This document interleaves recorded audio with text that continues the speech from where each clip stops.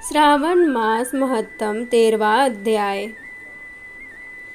दुर्वा गणपति व्रत विधान। सनत कुमार बोले, हे भगवान, किस व्रत के द्वारा अतुलनीय सौभाग्य प्राप्त होता है और मनुष्य पुत्र पौत्र धन ऐश्वर्य तथा सुख प्राप्त करता है? हे महादेव, व्रतों में उत्तम उस व्रत को आप मुझे बताएं। ईश्वर बोले, हे सनत कुमार, तीनों लोकों में विख्यात दुर्वा गणपति व्रत है। सर्वप्रथम भगवती पार्वती ने श्रद्धा के साथ इस व्रत को किया था। हे मुनि सत्तम, इस प्रकार पूर्व में सरस्वती, महेंद्र, श्रीहरि, विष्णु, कुबेर, अन्य देवता, मुनिजन, गंधर्व, किन्नर, इन सभी ने भी इस व्रत को किया था।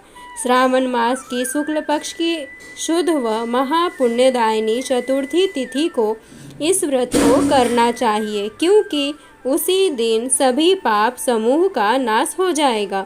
चतुर्थी के दिन स्वर्ण पीठासीन स्थित एक दंत गजानन विघ्नेश की स्वर्णमयी प्रतिमा बनाकर उसके आधार पर स्वर्णमय दुर्वा को व्यवस्थित करने के पश्चात विघ्नेश्वर को रक्त वस्त्र से वेष्टित ताम्रमय पात्र के ऊपर रखकर सर्वतोभद्र मंडल में रक्त पुष्पों से अपामार्ग समी दुर्वा, तुलसी, बिल्वपत्र, इन 5 पत्रों से, अन्य उपलब्ध सुगंधित पुष्पों से, सुगंधित द्रव्यों से, फलों से तथा मोदकों से उनकी पूजा करनी चाहिए और इसके बाद उन्हें उपहार अर्पित करना चाहिए।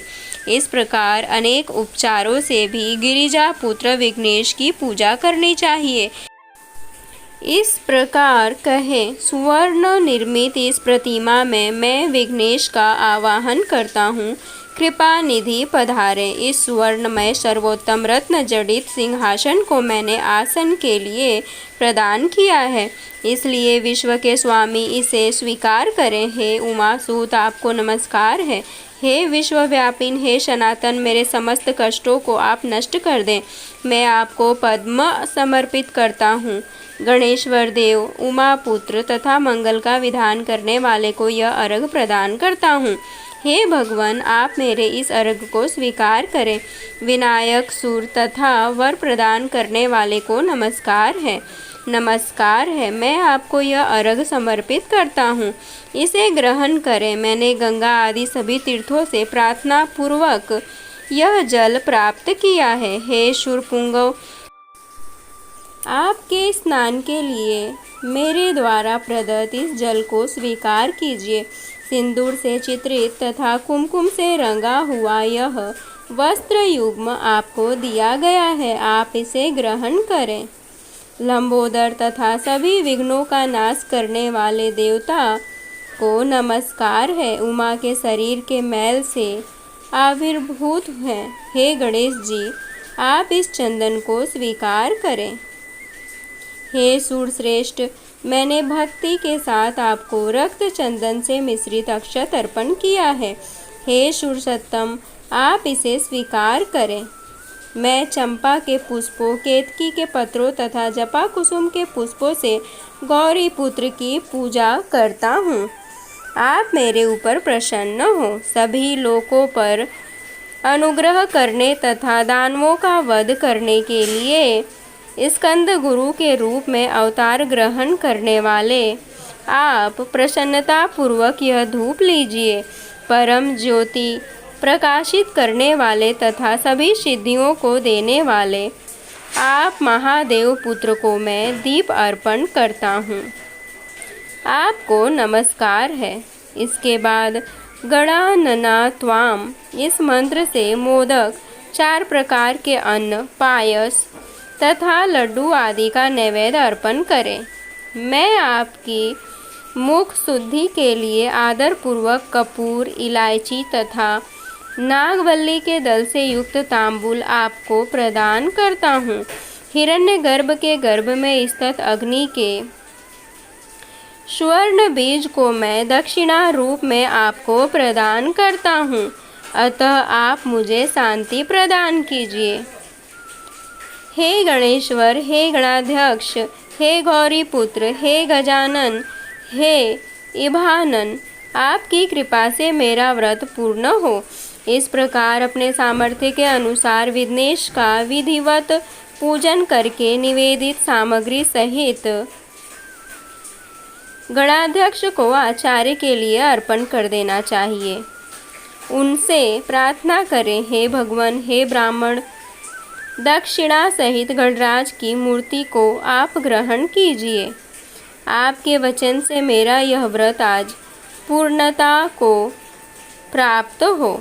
जो मनुष्य 5 वर्ष तक इस प्रकार व्रत करके उद्यापन करता है, वह वांछित मनोरथों को प्राप्त करता है और देहांत के बाद शिवलोक को जाता है। अथवा 3 वर्ष तक जो इस व्रत को करता है, वह सभी सिद्धियां प्राप्त करता है। जो व्यक्ति उद्यापन के बिना ही इस उत्तम व्रत को करता है, विधि के अनुसार भी उसका जो कुछ किया हुआ होता है, वह सब निष्फल हो जाता है। अब उद्यापन विधि बताई जाती है।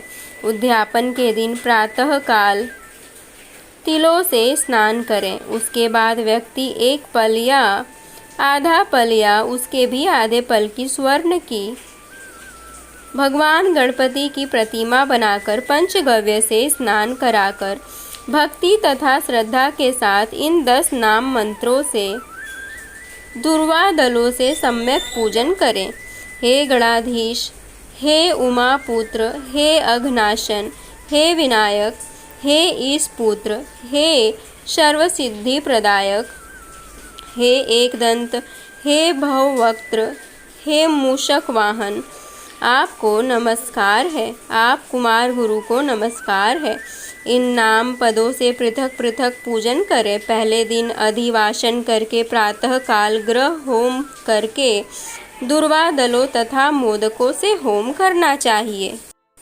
उसके बाद पूर्णाहुति देकर आचार्य आदि का विधिवत पूजन करना चाहिए और घट तुल्य थनों वाली गाय का दान अपनी सामर्थ्य के अनुसार करना चाहिए। हे वत्स, इस प्रकार व्रत करने पर मनुष्य सभी मनोरथों को प्राप्त कर लेता है।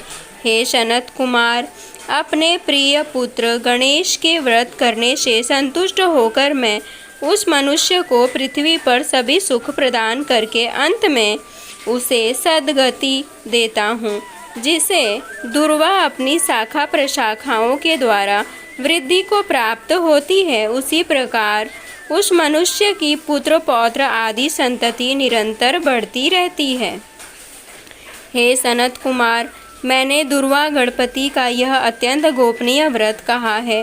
सुख चाहने वालों को इस सर्वोत्कृष्ट व्रत को अवश्य करना चाहिए। इस प्रकार श्री स्कंद पुराण के अंतर्गत ईश्वर सनत कुमार संवाद में श्रावण मास महात्म्य में दुर्वा गणपति व्रत कथन नामक 13वां अध्याय पूर्ण हुआ।